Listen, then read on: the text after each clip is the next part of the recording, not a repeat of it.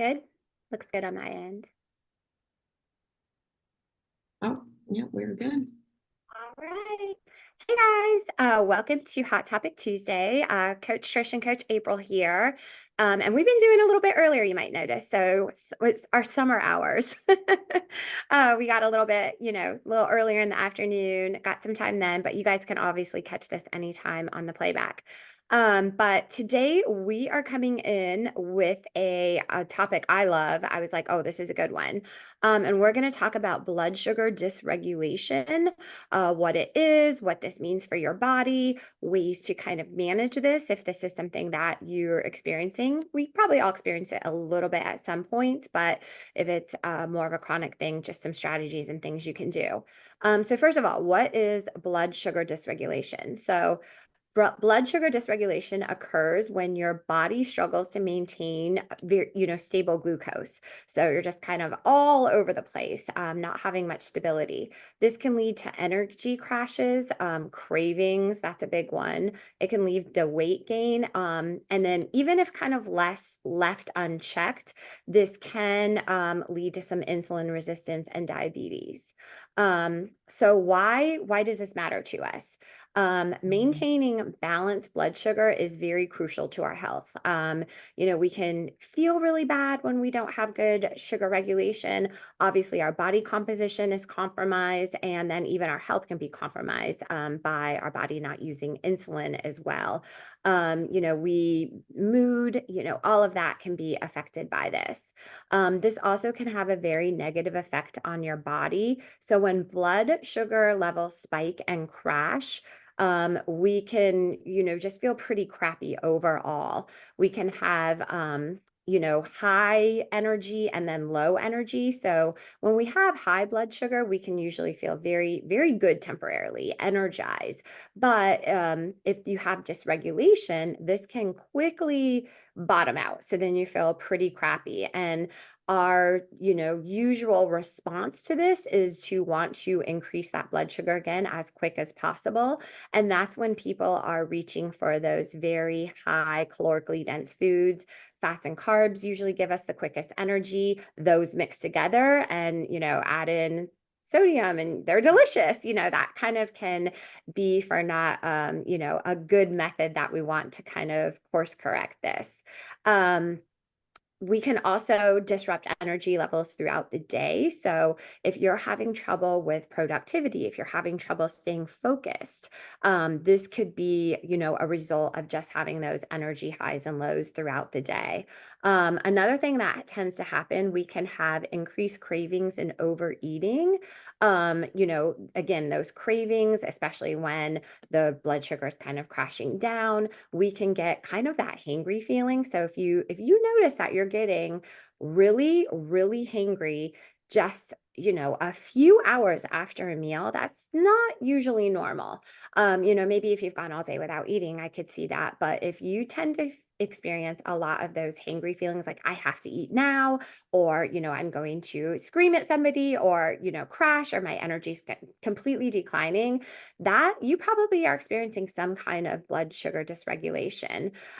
This also can lead to overeating, especially overeating those higher, again, those super calorically dense foods. You've got your fats, your carbs, sugar, that usually makes you feel really good in the interim.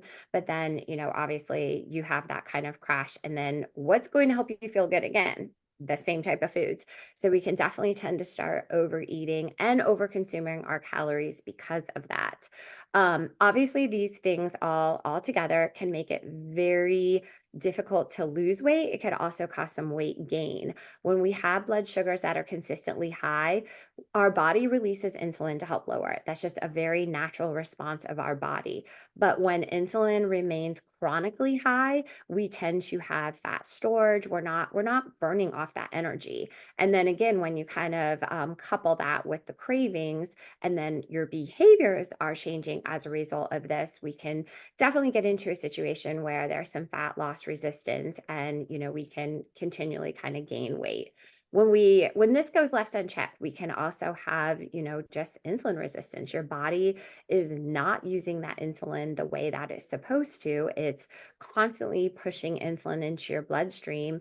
that has nowhere to go really, and you have all this dysregulation going on. So, your body, your cells can come less responsive to that insulin, and this can lead to insulin resistance, diabetes, which causes a whole nother list of health concerns for us. We can also have mood swings from having a lot of blood sugar dysregulation. So, sugar fluctuations affect neurotransmitter function, leading to mood swings, irritability. Again, if you're that type that is getting very hangry, you might find yourself being very, irritable. And, this can also lead to some increased anxiety. So having stable blood sugars is very essential for, mood balance, really, too. And again, that productivity and focus, which tends to be sometimes a problem for people like going through the workday. We find a lot of afternoon crashes, a lot of people losing their focus productivity in the afternoon. And April will probably cover that a little bit when she goes into some of the strategies. So obviously, long-term health risks can be, something to worry about if you're having chronic blood sugar dysregulation, insulin resistance, diabetes, cardiovascular disease, metabolic syndrome. All of this can lead to poor health, declining health, but also lead to, poor body composition, excess fat storage, trouble losing weight, and just, overall mood and energy won't be great either. Okay, so that is all I have. Do you want to add anything to that, April? And you can Well, add and then kind of move on to the strategies to help that. I started saying, yeah, I was just going to kind of move on to the strategies. You Yeah. you pretty much covered most of the basic symptoms. Um, one, I would say the big thing that our clients typically come to us with, I don't know about you, but a lot of my clients here lately, like a lot of new clients, their main complaint is the typical perimenopause, but also it's weight loss resistance. It's weight loss resistance, and I've tried everything, more calories, less calories, exercise more, exercise less, whatever, and just nothing works. It's been going at this for, years and years. And, when you start checking off, and Tricia and I always talk a lot about the basics, but when you start checking off a lot of the basics of the low-hanging fruit of, oh, okay, are you getting an adequate amount of protein? Are you doing this? Are you doing that? When all these boxes have been checked and you're still struggling, then sometimes you got to dig a little bit deeper. Um, like what Trisha was saying with some of the symptoms, like, the frequent cravings, the fatigue, that mid-afternoon crash, difficulty sleeping, wake up in the middle of the night, like a lot of those are just common symptoms. Um, I will typically have my clients, an easy way to tell is I will have them pick up um, from the drugstore a glucose monitor. Have them pick up a glucose monitor, check their fasting blood sugar every morning before you eat or drink anything for a couple of weeks, and see where that is. See where it's averaging. And don't just don't just do that and look and then freak out because you see one that's high. Like there's always going to be a one-off.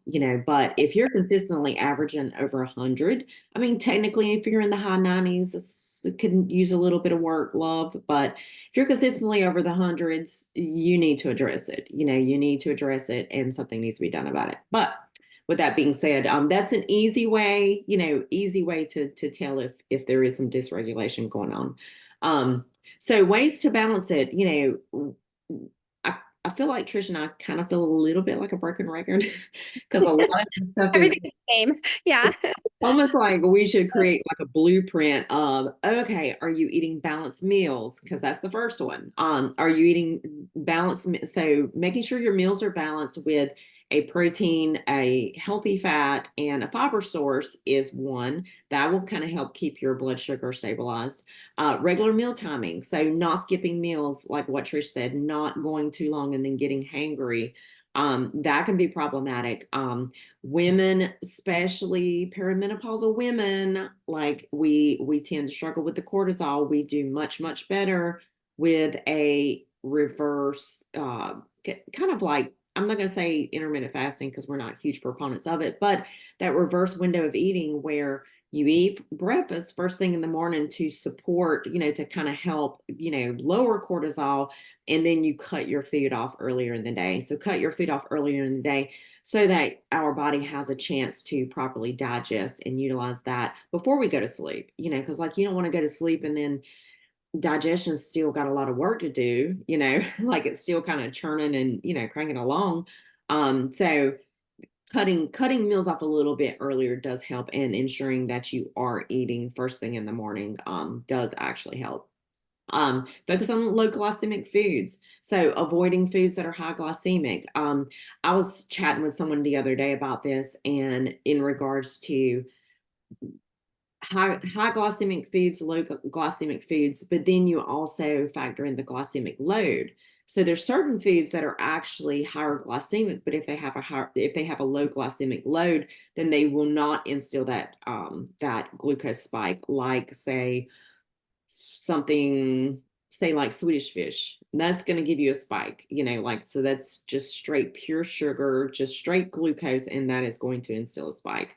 But something, say like watermelon is a high sugar fruit. It has a high glycemic index, but it has a low glycemic load. So that does not instill the blood sugar spike like Swedish fish does. Obviously we're talking fruit and sugar, but you get the idea.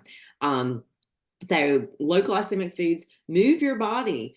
This is a strategy I've been doing a lot with my clients, and these little small tweaks make the biggest difference. So obviously, we always encourage some form of regular physical activity. It's just very beneficial for our bodies as a whole. But something as simple as taking a 5 or 10 minute walk after meals, can help tremendously with balancing blood sugar. So if you test and you see that you have an issue, or let's just say you have all the symptoms, or you check off the box on a lot of the symptoms, if you take some of these strategies, the 5 minute walk after meals, you should notice there is some improvement. So the move your body, stay hydrated, drink adequate amount of water, and we usually suggest to start with at least half your body weight in water. So half your body weight in water. Avoid any sugary drinks, and I personally, which we're not going to go down the. Ooh, never mind. I'm not going down the rabbit hole today. I promise I'm not going down the rabbit hole today. Prioritize sleep. And that's why I said we should have like a blueprint for all of this. Prioritize sleep, ensuring that you're getting 7 to 9 hours of sleep a night. Poor sleep can affect our body's ability to regulate blood sugar, and also not only adequate sleep, but maintaining the similar sleep schedule. We always talk about this as well. Our bodies naturally want to go to sleep and wake within an hour of the same time. So I mean, if you're like me, which I tend to, I go to bed every night at 9, but if it's like 9:15, I'm like, oh, I gotta go to bed. Like it's you don't have to be crazy like that, but if you typically go to bed at 9, as long as I go to bed by 10, I should be fine. So within an hour at the same time. And lastly is manage stress. Manage stress. That's another one. We're always kind of drilling in. Chronic stress can cause blood sugar levels to rise, and incorporating stress reducing activities such as yoga, meditation, deep breathing. All of those can kind of help, balance things. I will say a couple of the simple strategies, some of the most simple ones that I have been utilizing that really makes an impact are the 5 to 10 minute walk after meals helps. Also, being specific about carbohydrate timing. That is a strategy that I have been using a lot with my clients. Is I will make the suggestion, let's have all your starchy carbs earlier in the day. So breakfast, lunch, or say breakfast around your workouts. And then later in the day with dinner, just go with protein, fats, and vegetables and no carbs there. So well, I'm going to say no carbs because vegetables are fibrous carbs, but no starchy carbs there. Skip them there. And that actually seems to kind of do the trick. Now, if you're doing that, and if you're exercising and you're checking out the box, you're doing all the things and you're still seeing that you're struggling, there are some natural supplements that actually can help. Berbeриne's a big one. That one is known to help reduce blood sugars, and as well as golden seal is another one. But before you add the supplement, try the little tips first, because chances are that actually may do the trick. And I will say, after a couple months of being consistent with it, you should notice that you feel better, your energy is more stable, and you're not reaching for the energy drink at 3 in the afternoon. So, with that being said, hopefully this was helpful, and we will see y'all next week.